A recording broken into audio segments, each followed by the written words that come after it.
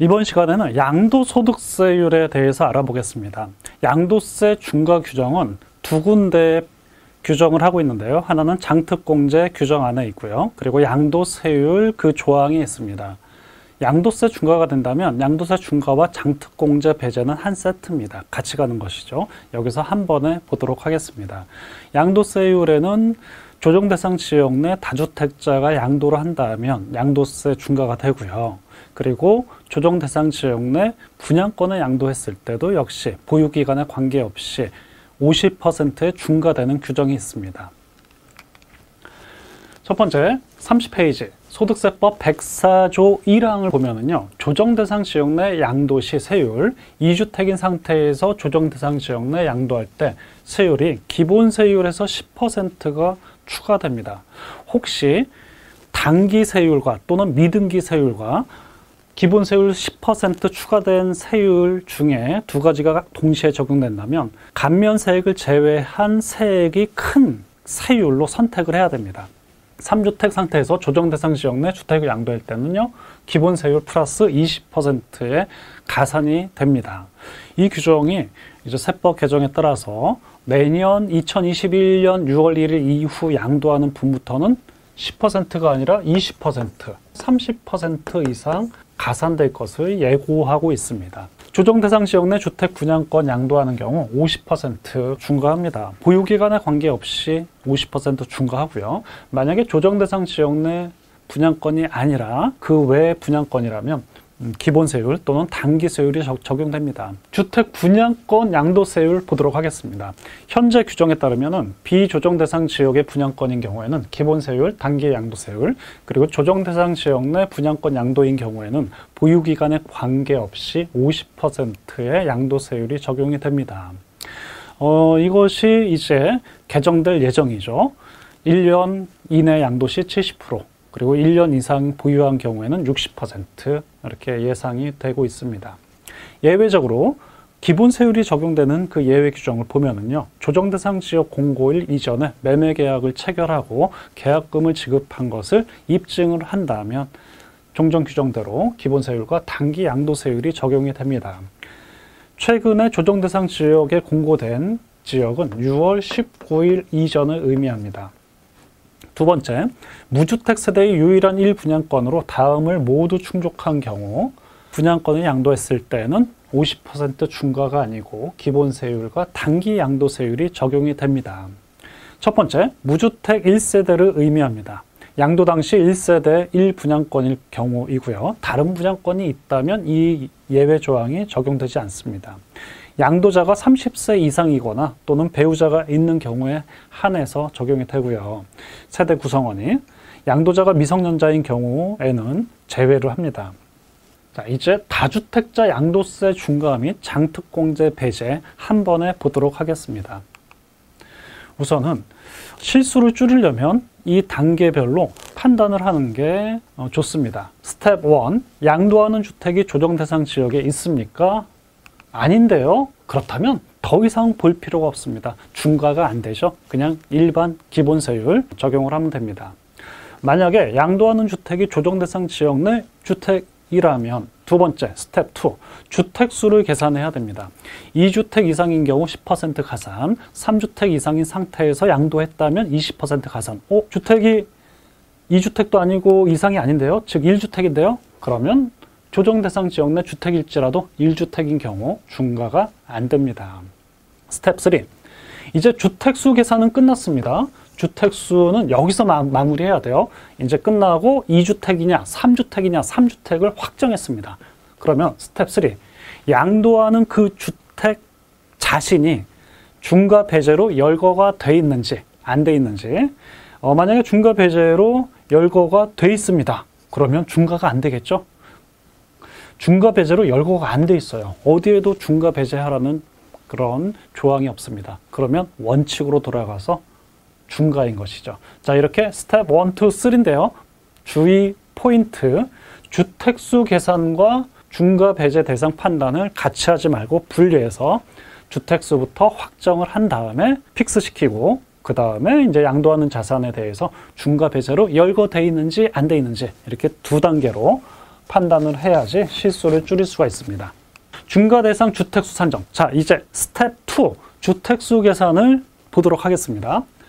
33페이지 보시면은요, 모든 주택이 주택수에 포함되는 지역은 경기도 읍면지역 제외한 수도권을 의미하고요. 그 다음에 군지역 제외한 광역시, 읍면지역 제외한 특별자치시는 가액하고 상관없이 모두 주택수에 포함을 합니다. 하지만 기준시가 3억을 초과하는 경우에만 주택수에 포함되는 지역은 모든 광역시 중에 군지역, 그리고 경기도 읍면지역 이외 기타 지역에 소재하는 주택을 의미합니다. 수도권이라는 것은 서울, 인천, 경기이고요. 광역시는 부산, 대구, 인천, 광주, 대전, 울산입니다. 여기에서 주택수 판단하는 게 사실상 까다롭기도 합니다. 그리고 주택수 판단을 잘못하면 다 잘못되는 것이죠. 그래서 주택수 판단할 때 아주 주의를 기울여야 되는데요. 여기서 말하는 주택이란 실질이 주택인 것을 의미하죠. 실질이 주택인 경우 공부상 사무실이지만 사실상 주택으로 사용했다면 당연히 주택이죠. 세 번째, 오피스텔 당연히 주거용으로 사용하면 주택수에 포함을 시켜야 됩니다. 고시원인 경우 상업시설로서 주택이 아닙니다. 하지만 고시원 안에 원룸텔처럼 운영을 하고 있다면 주택에 포함이 됩니다.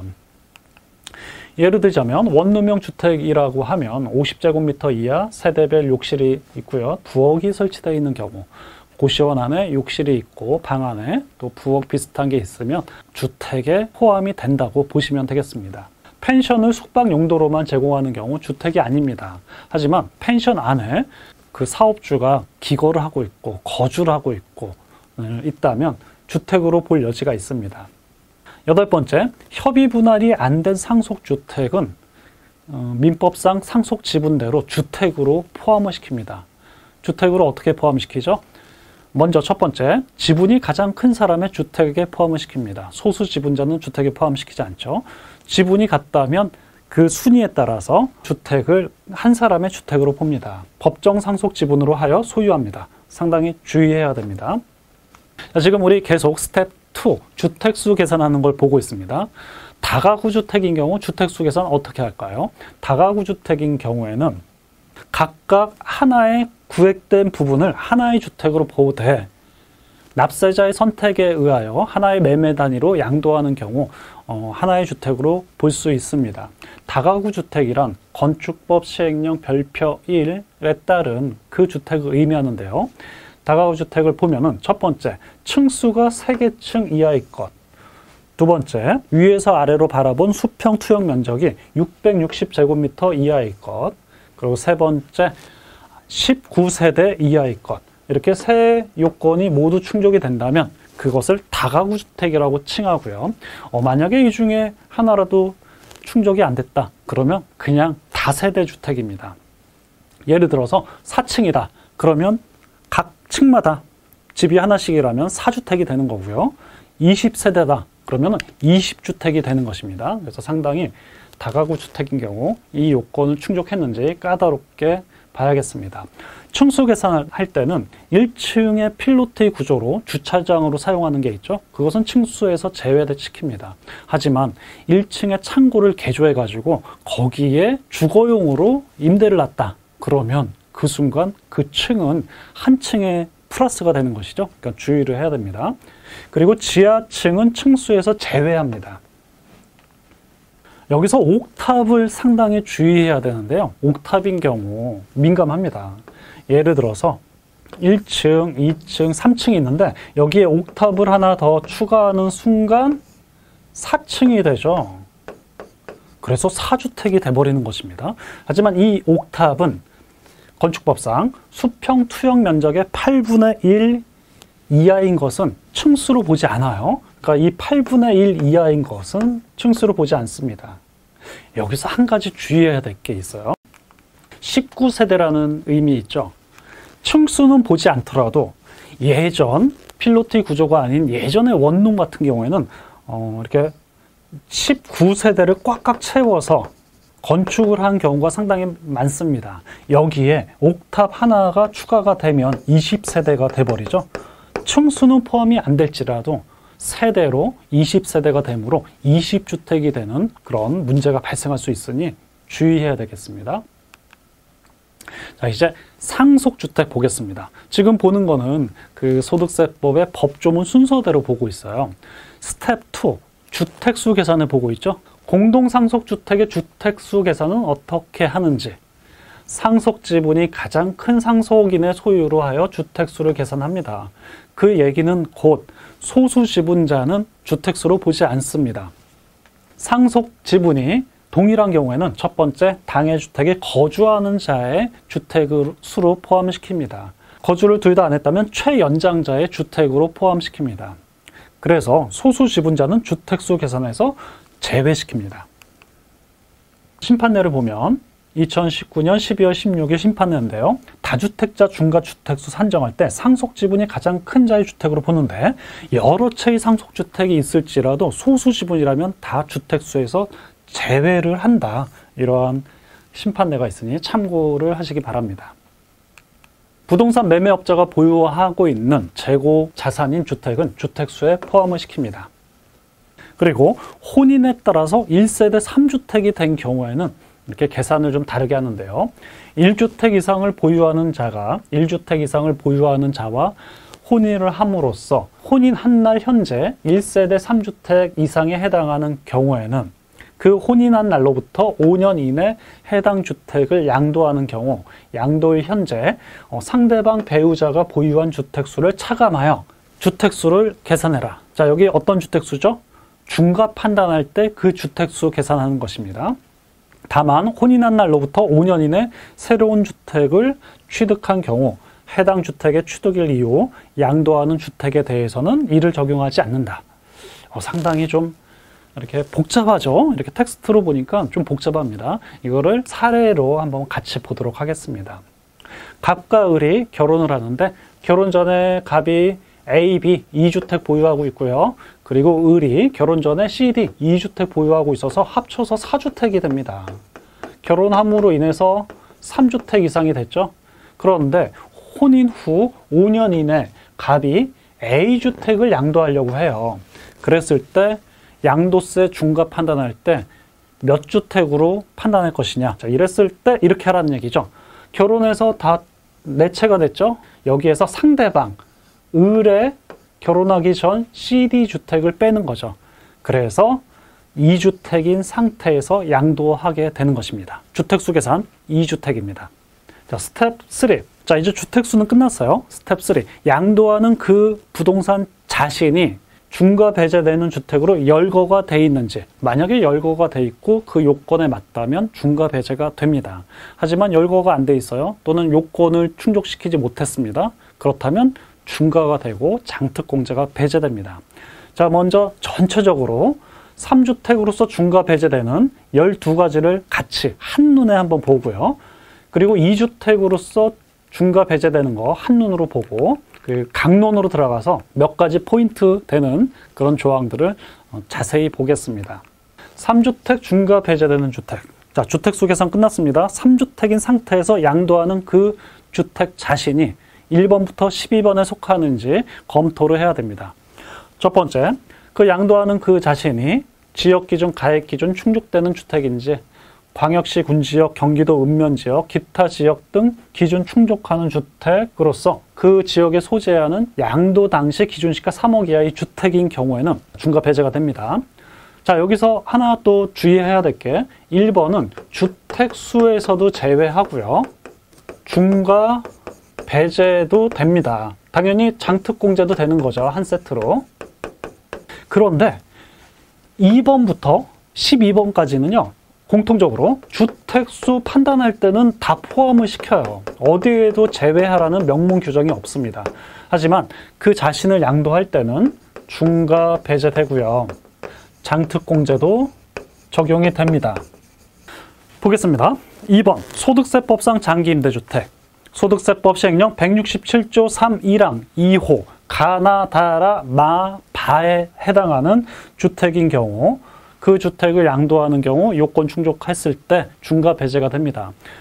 가는 단기 임대주택 그리고 장기 임대주택을 의미하고요. 다는 단기 건설 임대주택 그리고 장기 건설 임대주택을 의미합니다. 라는 미분양주택, 과거에 한시적으로 있었던 미분양주택을 의미하고요. 만은 8년 장기 매입 임대주택에 해당하는 조항입니다. 그리고 바목은 8년 장기 건설 임대주택에 해당하는 조항입니다. 뒤에서 자세히 보도록 하겠습니다. 세 번째, 조특법상 감면 대상 장기 임대주택. 과거 80년대, 90년대, 2000년대, 2010년대까지 있었던 각종 조특법상 특례 조항이 있었죠. 그런 조항들입니다. 그 조항에 해당하는 주택을 양도할 때 주택수에는 포함이 되지만 그 자신을 양도할 때 중과 배제되고 장특공제도 적용이 됩니다. 조특법 97조, 97조 2, 98조에 따른 감면 대상 장기 임대주택으로서 5년 이상 임대한 주택을 양도한다면 중과 배제가 됩니다. 네 번째, 조특법상 미분양 신축주택인데요. 조특법 98조 2, 98조 3, 98조 5부터 98조 8까지 99조, 99조 2, 99조 3에 해당하는 주택을 양도할 때 중과 배제가 됩니다. 다섯 번째, 법소정 1상속주택으로서 상속 개시일로부터 5년이 경과하지 아니한 주택을 양도할 때는 중과 배제가 됩니다. 하지만 5년이 경과했으면 아무리 상속주택이라도 중과가 된다는 의미죠. 여섯 번째, 장기 사원용 주택. 종업원에게 10년 이상 무상 제공한 주택을 양도하는 경우 중과 배제가 됩니다. 일곱 번째, 문화재 주택. 여덟 번째, 저당권 등으로 취득한 주택으로서 3년 이내 주택. 3년 이내 양도하는 주택은 중과 배제 그리고 장특공제가 적용됩니다. 하지만 3년이 넘었다. 그렇다면 중과 대상이 된다는 의미죠. 아홉 번째, 장기 가정 어린이집. 중과 배제가 됩니다. 10번, 유일한 1주택. 중과 배제가 되는데요. 앞에, 지금 10번이죠. 앞에 1번부터 9번 외에 하나의 주택만 소유하고 있는 경우에 그 하나의 주택을 양도하는 경우 중과 배제가 됩니다. 1번부터 9번까지 이 주택을 제외하고 유일한 1주택, 1주택인데요. 이 주택을 양도하는 경우 주택수에는 포함이 되지만 중과 배제가 됩니다. 유일한 1주택을 판단하기 위해서는 1번부터 9번의 주택에 해당이 되는지 판단해야 돼요. 예를 들어서 A, B, C, D주택이 있는데 이 D주택이 유일한 1주택으로서 중과 배제 대상인지 아닌지 판단하려면 A, B, C가 1번부터 9번에 해당이 되는지 판단해야 된다는 의미죠. 예를 들자면 A주택이 4년 단기 임대주택이다. B주택이 8년 장기 임대주택이다. C주택이 상속주택이다. 그러면 각각 그 요건들을 다 하나하나씩 검토를 해서 요건이 모두 충족되는 경우에 한해서 D주택이 유일한 1주택으로 중과 배제가 되는 것입니다.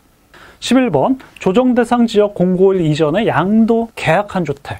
최근에 조정대상 지역에 지정된 지역은 조정대상 지역 공고일이 6월 19일이죠. 6월 19일 이전에 매매 계약을 체결하고 계약금을 수령한 그 주택을 양도했을 때는 중과 배제가 됩니다. 그리고 또 하나 12번, 2020년 6월 30일까지 양도하는 주택 중과 배제가 되는데요. 첫 번째 요건은 보유기간이 일단 10년 이상인 주택이어야 돼요. 10년이 안 됐으면 이 조항은 적용이 되지 않고 그냥 중과 대상에 해당이 됩니다. 이 주택을 2019년 12월 17일부터 2020년 6월 30일까지 양도하는 경우 그 주택은 중과 배제인데요. 지금도 2달 이내에 신고한다면 8월 말까지 신고 의뢰가 들어오는 주택 중에 이런 주택이 있겠죠. 여기서 말하는 이 양도라는 것은 셋 중 빠른 날을 의미하죠. 소유권을 넘긴 날, 등기 접수일, 그리고 사용 수익일, 잔금일. 그중 셋 중 빠른 날이 6월 30일 전이어야 됩니다. 이렇게 12개를 봤어요. 3주택에서는 12개만 중과 배제가 됩니다. 우리 이제 강론으로 중요한 몇 가지만 보도록 하겠습니다. 가나다라 마 바 임대사업자 봤죠? 그 중에서 가목 보도록 하겠습니다. 가목, 소득세법 시행령 167조의 3, 1항, 2호 가목인데요. 여기에서 한번 자세히 보도록 하겠습니다. 가나다라 마바, 우리가 흔히 얘기하는 장기임대주택, 단기임대주택, 매입임대주택, 건설임대주택이 이 조항을 의미합니다. 이 조항은 양도세 중과 판단 여부에서 또 사용을 하고요. 거주주택 1세대 1주택 비과세에서도 이 조항을 그대로 끌어다가 사용을 합니다. 그리고 종합부동산세 합산 배제에서도 이 임대사업자 규정을 거의 유사하게 사용을 하고 있습니다. 그래서 이번 시간에 자세히 보도록 할게요. 다음 요건을 모두 충족하는 경우 충족하고 양도하면 중과배제인데요. 요건 38페이지 책을 보면은요. 첫 번째, 거주자로서 민특법에 따른 2조 3호. 자, 이제 2조 3호라고 하면 이렇게 말을 할 수가 있습니다. 민간 매입임대주택, 매입입니다. 매입이기만 하면 됩니다. 자, 이 과목은 옆에 이렇게 써주시죠. 4년 단기, 8년 장기 모두 포함입니다. 4년으로 내도 과목을 충족시키는 거고요. 8년으로 내도 과목을 충족시키는 거예요. 매입이기만 하면 됩니다. 임대 개시 당시 기준시가 6억 원, 수도권 밖은 3억 원 이하여야 되고요. 지자체 세무서에 사업자 등록해야 되고요. 자, 여기서 말하는 임대 개시 당시 기준시가의 기준점은 셋 중 늦은 날입니다.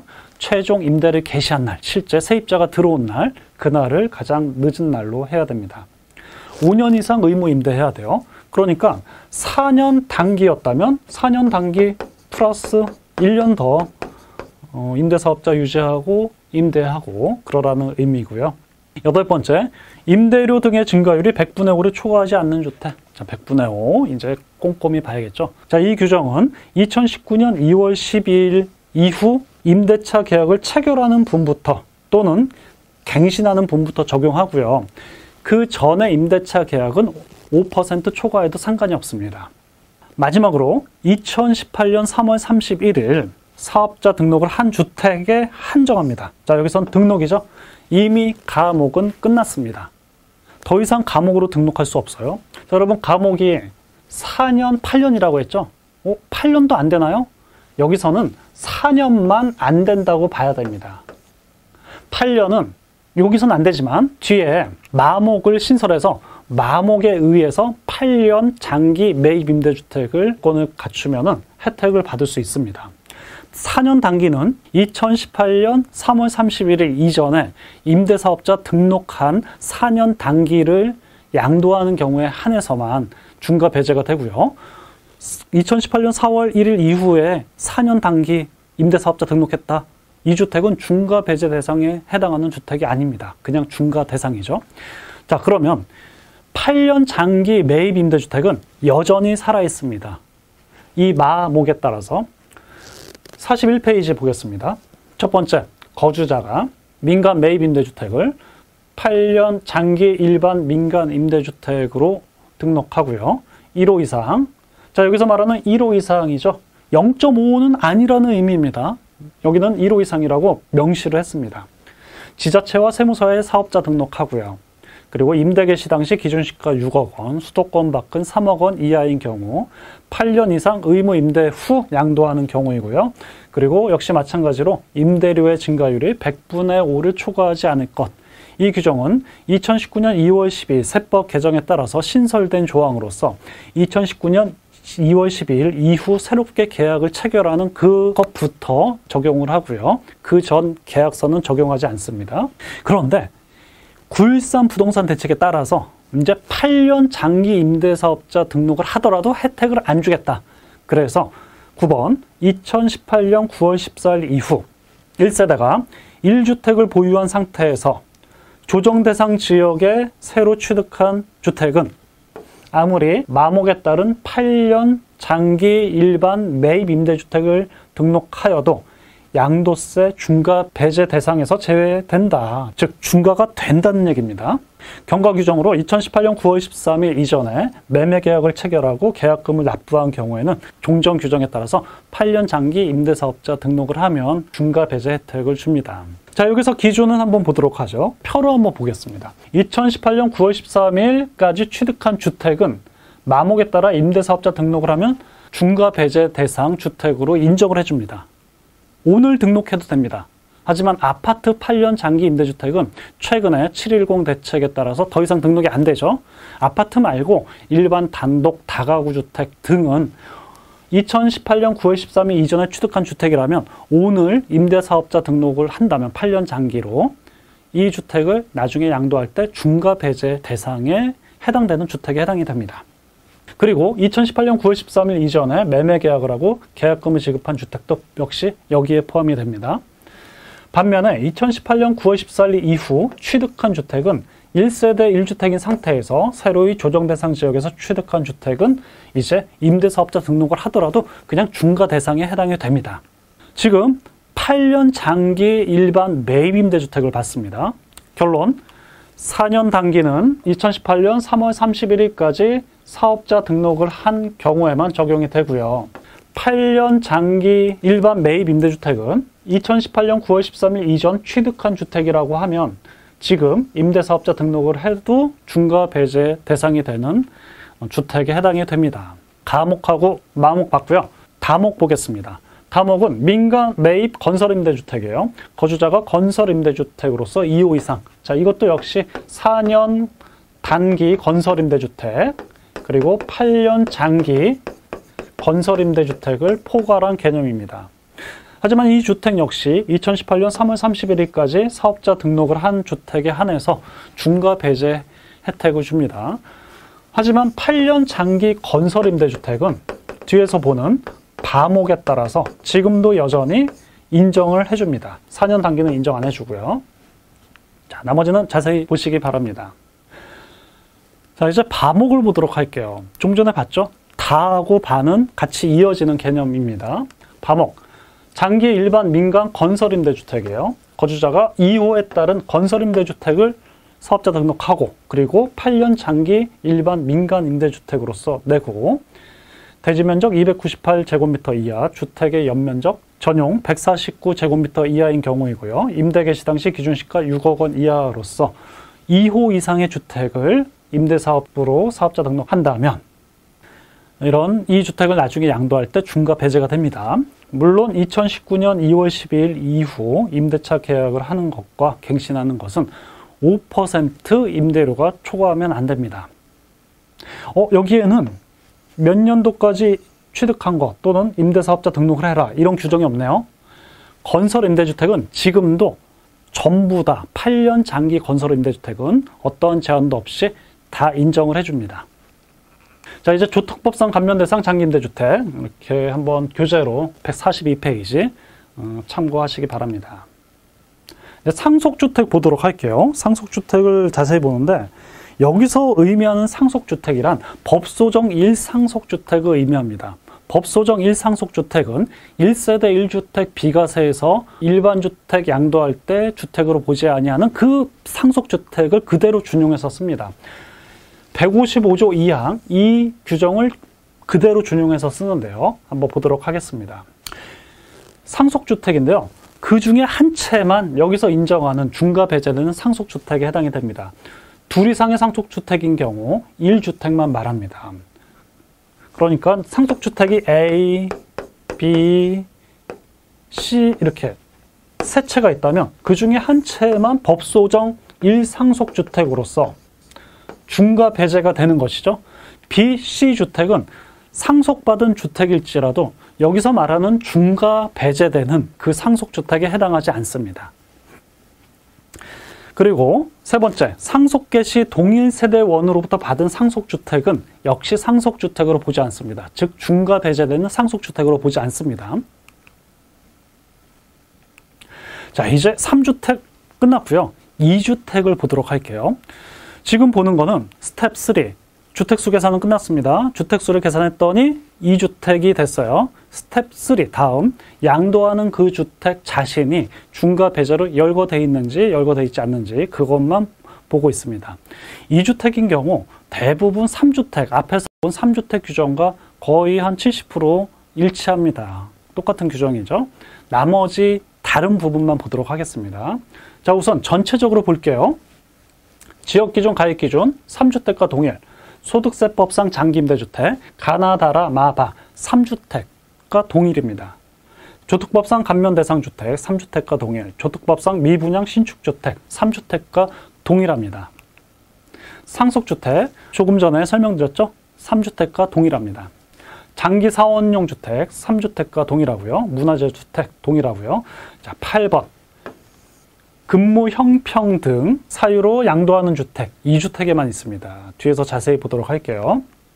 자, 이런 근무 형평 등의 사유로 양도하는 주택으로서 그런 사유가 해소된 후로 3년 이내 양도하는 경우 그 주택은 중과 배제가 됩니다. 9번째, 실소유 목적으로 취득한 수도권 밖의 주택, 2주택에만 있어요. 2주택이라면 중과 배제가 됩니다. 10번, 혼인주택, 2주택에만 있습니다. 결혼일 또는 합가일로부터 5년이 경과되지 않은 주택, 5년이 넘었다. 그러면 혼인주택이 아닙니다. 중과 해당이 되죠. 11번, 동거봉양주택, 2주택인 상태에서 양도하는데 그 양도하는 주택이 동거봉양주택인 경우에만, 즉 2주택에만 적용되는 규정이에요. 합가일로부터 10년이 경과되지 않은 주택입니다. 저당권 등으로 취득한 주택, 3주택과 동일합니다. 소송 진행 중이거나 소송으로 취득한 주택, 2주택에만 있습니다. 14번째, 장기 가정 어린이집, 3주택과 동일합니다. 15번, 일시적 2주택, 2주택에만 있습니다. 뒤에서 자세히 보도록 하겠습니다. 소형주택, 기준시가 1억 원 이하의 주택은 그 주택을 양도할 때는 중과 배제가 됩니다. 17번, 유일한 1주택. 자, 17번인데요. 상기 1번부터 14번 외에 나머지 유일한 1주택만 보유하고 있다면 그 주택을 양도할 때 중과 배제가 돼요. 자, 예를 들자면 이렇게 A주택과 B주택이 있다면 A주택이 1번부터 14번에 해당하는 주택이고요. 그리고 이 B주택이 유일한 1주택이라면 이 주택은 중과 배제가 됩니다. 자, 그러면 여기서 몇 가지 좀 의미를 파악해 볼 필요가 있어요. 우선은 15번과 16번은 해당 사항이 없다는 것.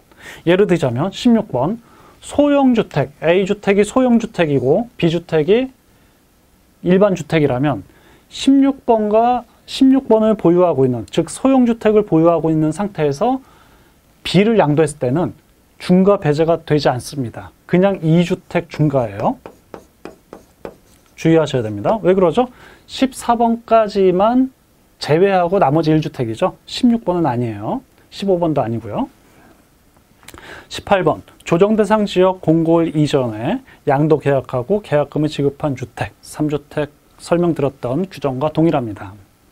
19번, 2020년 6월 30일까지 양도하는 주택, 3주택 설명드린 내용과 동일합니다.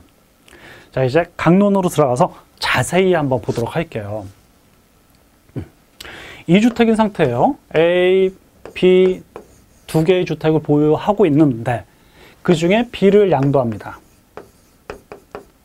이 양도하는 주택이 취약, 근무 등의 사유로 부득이하게 취득한 주택으로서 사유가 해소된 날로부터 3년 이내 양도하는 주택이라면 중과 배제, 이런 규정인데요. 한번 보도록 하겠습니다. 다음 중 어느 하나의 취약, 근무상의 형편, 질병의 요양 등 부득이한 사유인 경우에 해당이 됩니다. 여기서 주의해야 될 점은 사업상의 형편은 없습니다. 그거는 인정 안 해줘요. 그리고 취약인 경우 중학교는 안 됩니다. 그러니까 고등학교 이상만 유학을 갈 경우 취득한 주택만 인정해 준다는 거죠. 중학교는 인정이 안 돼요. 그리고 직장의 변경, 정근, 근무상의 형편, 그리고 1년 이상 치료나 요양을 필요로 하는 질병의 치료 또는 요양을 해야 되는 경우이고요. 이번에 2020년도에 새롭게 추가된 규정인데요. 학교 폭력에 따라서 위원회가 피해자 학생에게 전학이 필요하다고 인정되는 경우, 그래서 어쩔 수 없이 취득한 그 B주택이라면 여기에 해당하는 주택입니다. 두 번째, 이러한 주택이 다른 시군으로 주거 이전을 위해 취득한 주택이어야만 됩니다. 그 주택은 학교나 직장, 요양소와 같은 시군에 있어야 됩니다. 그리고 취득 후 1년 이상 거주를 해야 돼요. 이 B주택이.